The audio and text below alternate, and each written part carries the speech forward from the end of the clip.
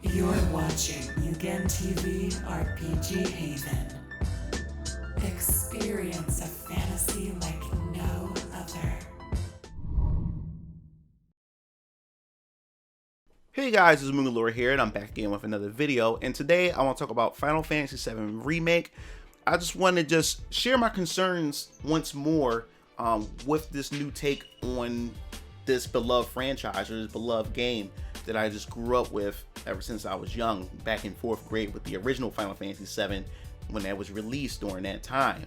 Like I said in an old video that I did a few months ago, which got pretty popular on YouTube, and I decided to bring it over here on this channel where I discuss my concerns moving forward with Final Fantasy VII Remake after playing the ending and looking at the possible direction that this could go, that this game could either be a genius masterpiece, or this could potentially hit rock bottom if the developers don't handle this well and taking this risk that they're taking, deciding to move forward with Final Fantasy VII Remake. Now, I just want to reiterate once again that I do not hate this game. In fact, I enjoy every last bit of the gameplay and everything that I experienced with the game, down to the characters, down to what they've done with just making Midgard seem so open, fresh. It feels so alive.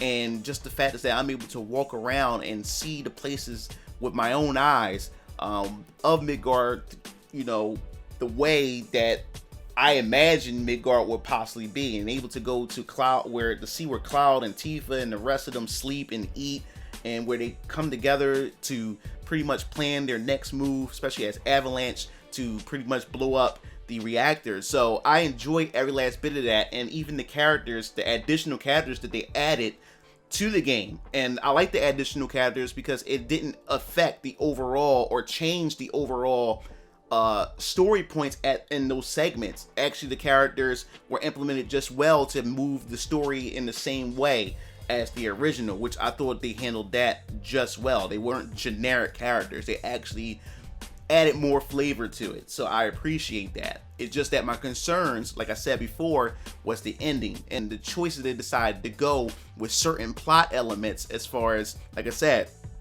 the Whispers of Fate, which I really thought was a bad idea in my opinion. They really didn't need that. And also the inclusion of Sephiroth being shown in the game so early in the game, which really took that feeling of terror that Sephiroth had brought to the table, especially when the only thing you knew about Sephiroth was just only his name and the rumor that he died during this great battle, and you never heard of him ever again. So you started hearing through storytelling, and you started hearing through or seeing that, you know, some of his actions, where he killed the big snake when you was on your way to the caverns and everything like that, and the possibility that he may still be alive. So you only heard things about him but never seen him in action until Cloud actually told the story about what happened in the massacre of Nibelheim. All those things made Sephiroth feel like the boogeyman, and I feel as though they took that punch away. Now, I know a lot of people will come into the comment section and say, well, you know, it wouldn't be as surprising, as shocking as it would, since you already played the original 100 times over and over again. They want to try something different. But that's like telling a Star Wars fans, if they was to remake the Star Wars, that they should have you know that Darth Vader is Luke Skywalker's father at the very beginning, despite the fact, you know, that we already seen Star Wars 100 times already. That was still an epic moment in cinema history. You don't want to change things or affect certain characters just because you want to take a fresh spin or a fresh take, or you're saying that, you know, it won't excite fans as much. No, people love that particular part of Star Wars because of that scene. Changing it destroys that fabric of what people loved about Star Wars. And to me, when it comes to Sephiroth, it really does take away the effect that Sephiroth has for showing them so early and putting them in certain sequences and everything. So it really does take that shock factor away. And even the fact is that Cloud even mentions that, why are you here? I killed you. So it already lets you know that Cloud knows that he killed them, because in the original game, you didn't know that Cloud killed Sephiroth. Because his memories were so jumbled with Zack, And so he got a lot of parts of the story construed and everything. And so it has you going through this whole psychological trip to try to piece everything back together with Tifa, and then you find out that Cloud was actually one of the low-ranking Shinra guards that was at Nibelheim and actually did witness it, but he didn't witness it the way that he thought he did. And you also found out that he was the one that killed Sephiroth, this most powerful war hero that everyone claimed was so strong, and weak Cloud that everybody claimed was so weak was able to take him out. That was the shocking thing about it, and I wanted to see that being retold the correct way in Final Fantasy VII Remake. But now that he says that I killed you, how would they handle that now, knowing the fact is that the audience now knows that Cloud killed Sephiroth at the very beginning of the game now. So that's the thing that really concerns me. But what I want to talk about here is the fact is that with the new details and the new information that we got for Final Fantasy VII Remake is that there is a lot of trademarks that's going on from Square Enix concerning Final Fantasy VII Remake. And I always thought back in the day when they decided to do the Final Fantasy VII compilation, I think the compilation was the worst thing that ever happened to Final Fantasy VII, is because Final Fantasy VII was the game that brought people to Final Fantasy. It was the mainstream Final Fantasy game, and that's the game that's responsible to getting Square Enix to the status that it's to the status that it's at now to this day. And he's seen the opportunity to cash in on that by, you know, creating this compilation, creating different spin-offs and follow-ups to the Final Fantasy VII brand, from Crisis Core, The Word Cerberus, Advent Children, and Final Order, which was a little short Final Fantasy VII animated they had showing Zack running away with Cloud, and how, you know, the Turks was after Zack, and how it shows all the way up into his death. Those things right there pretty much kind of ruined the Final Fantasy VII brand for me, is because what the compilation did to it, it kind of retconned a lot of elements to Final Fantasy VII, and not only that, it also made Final Fantasy VII feel like I wouldn't say generic. I would make it feel like it made it feel more and more like a cliche anime. Final Fantasy, to me, in my opinion, is not an anime. Final Fantasy is its own thing. I can't describe it, but Final Fantasy is its own thing. Each and all their games is its own thing. It's not an anime. It's not a cartoon. It's not any of those things. It's its own novelty, you know? But once they added the compilation in there, and then with Advent Children and all these other type of spin-offs and other series that they had, it kind of watered 7 down and made it feel more like an anime cliches and everything. And I think Crisis Core was the worst of them all to me. And I know a lot of people's going to hate me for saying it, but I did not enjoy Crisis Core. Even though I played through it all the way, it kind of destroyed a lot of elements for me, especially the relationship with Zack and Arif. Because if you played the original Final Fantasy VII, there wasn't really that big of a strong connection between Zack and Arif. You know, if you think about it, when you played a little backstory and got the backstory with Zack wanted to be a mercenary. He said to Cloud, while Cloud was knocked out, he said that he wanted to be a mercenary, him and Cloud together. And he said maybe he can crash at this girl that he knows, crash at her place for a little bit until he figure out what he wants to do. And he wants to be a mercenary. He didn't want to go back to Midgard so he can be with Arif. He's seeing Arif as a girl that he can fall back onto until he get up off his feet to go out and be a mercenary. So it showed that he really didn't have no strong ties or any real strong connection to Arif. And then when you played the original, when you was at the playground with Arif as Cloud, she even explained that, you know, that she knew this soldier, and, you know, that he was a nice looking guy, and, you know, she said she haven't heard from him. He probably, you know, must have ran off and started life with some other woman. So it showed that that Arif didn't, you know, Arif had a liking to him, but she didn't have a relationship with him. But when you came to Crisis Core, it kind of contradicted those dialogues and those conversations, and their relationship that they had together in the original game, because it did show in some way in Crisis Core that they had some type of relationship or some type of love connection with one another, and that really wasn't it in the original at all. They just met each other for a brief moment. She kind of liked him because he's a nice looking guy, and he thought she was cute, but that was about it and everything. And he went to use her to a place where he can stay at for a little bit, and then he want to run off with Cloud to do mercenary stuff. He didn't say that he wanted to run off with her or to be with her, but Final Fantasy VII Crisis Core changed that up a bit, and I was like, nah, that's where you get this whole Zack and, in my opinion, Arif type of shipping going on and everything, because the Crisis Core pretty much put a little bit more emphasis on that when that wasn't necessarily the case. But on to Zack as well, knowing the fact that it's in Final Fantasy VII Remake, from the Ultimania that Audrey, where she pretty much translated it, that they pretty much confirmed that Zack is alive. He's alive and breathing and well and kicking. But in what form is he alive? Is he in a parallel universe? We just don't know. We have to wait to Final Fantasy VII Remake Part 2. But the simple fact is that we got introduced to Zack so early in the game, and the fact that he is alive in the game really, really bothers me. Because to me, Zack was so much bigger than life when you didn't know much about him.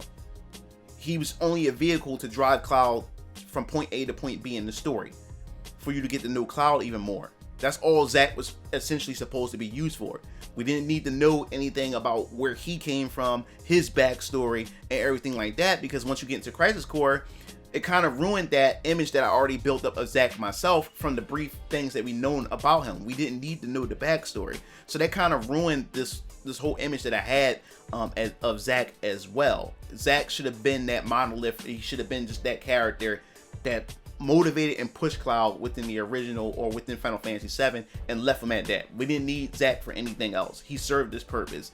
And the fact is that him dying was a big impact, on Cloud himself and on the Final Fantasy VII story. Because of his death, that's why Cloud is the way he is in the first place. So him being alive, I don't know how much that's going to affect the moving forward into Part 2 of Final Fantasy VII Remake.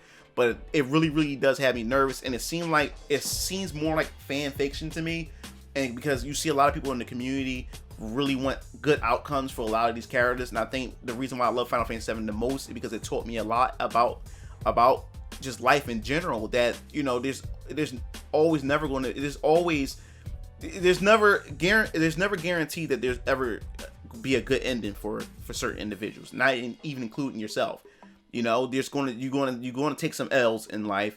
You're going to suffer. Yeah, you're going to suffer some losses. You're going to lose loved ones and everything. And there's nothing you can do about it. There's nothing you can change about it. It's about you as an individual, how you're going to grow and how you're going to overcome those losses once you lose those individuals. How that's going to shape you as a person moving forward, and how you're going to deal with it.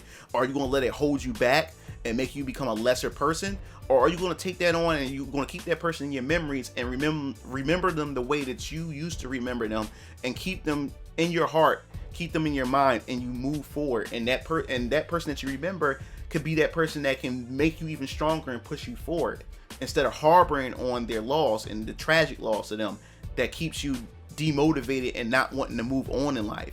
And Final Fantasy VII taught that, especially with the passing of Arif.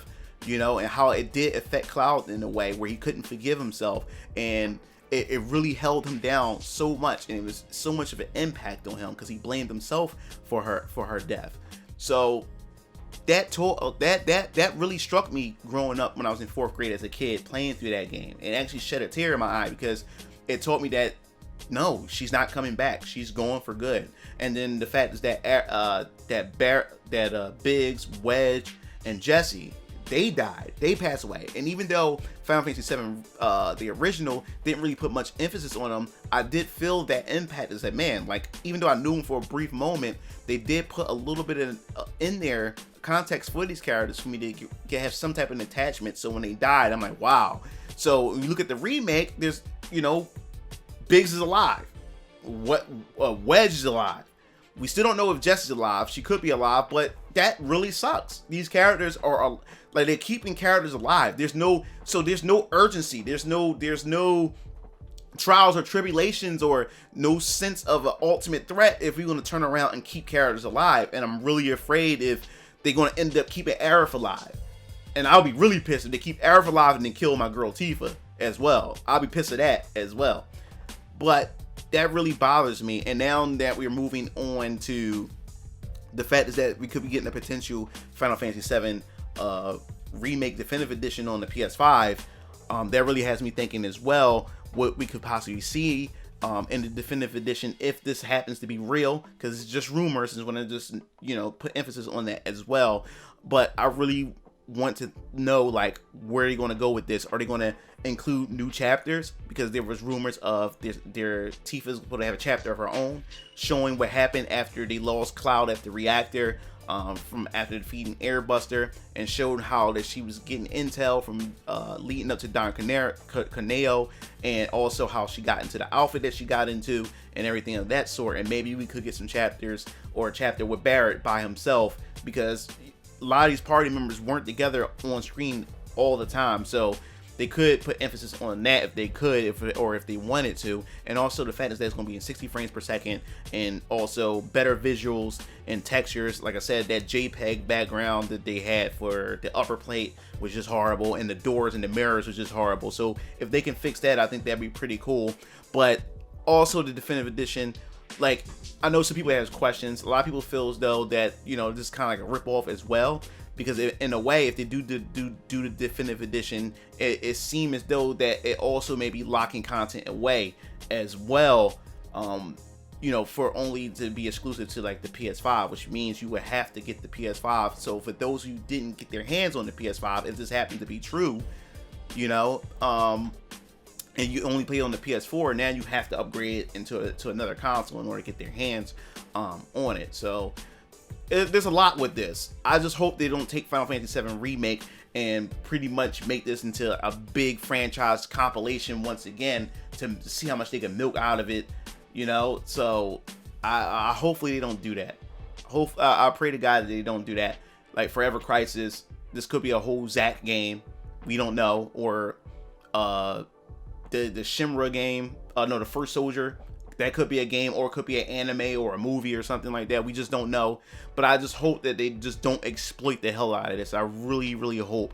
I hope they don't just water it down, because like I said, Crisis Core really did that when they added Genesis to the game, because Sephiroth was such a badass, and the One-Winged Angel to me was intriguing, and that was a hallmark for Sephiroth as a character, the One-Winged Angel. Then you found out in Crisis Core that he wasn't the only One-Winged Angel. You had Genesis, he was the One-Winged Angel. Then you had Angel, which is Zack's sensei. He was a One-Winged Angel. So it kind of took that whole authenticity from Sephiroth, you know? So hopefully they just slow down with that, don't get crazy with it, and we just see where it goes. But that's pretty much my thoughts on Final Fantasy VII Remake and what I think of it. I'm really looking forward to see what they're going to do with Final Fantasy VII Remake Part 2. And the way they're talking, it seems like they want to stick to the script, to the original, but they said they still want to do what they did, like how they did to surprise everyone, to keep everybody on their toes with Final Fantasy VII, the first part of the remake, which means that they're going to probably throw another curveball at us again in Part 2, which means to me it may not be sticking directly to the original once again. So we're going to have to wait and see. Hopefully we get an announcement pretty soon for this, but I definitely want to hear your thoughts. What do you think about Final Fantasy VII Remake in general? What are your hopes for Final Fantasy VII Remake Part 2? And what do you think about this whole trademark for First Soldier and also Forever Crisis? And what do you think about potential Definitive Edition for the PS5 and the PC? And the rumor also stated that, you know, they haven't heard anything about an Xbox release for Final Fantasy VII Remake. And if you're an Xbox user, would you like to see Final Fantasy VII Remake hit the Xbox? And why? So, if you like this video, make sure you hit that follow button. And this is Mugen Lord, signing off. I'll see you Game Fiends later. Peace out.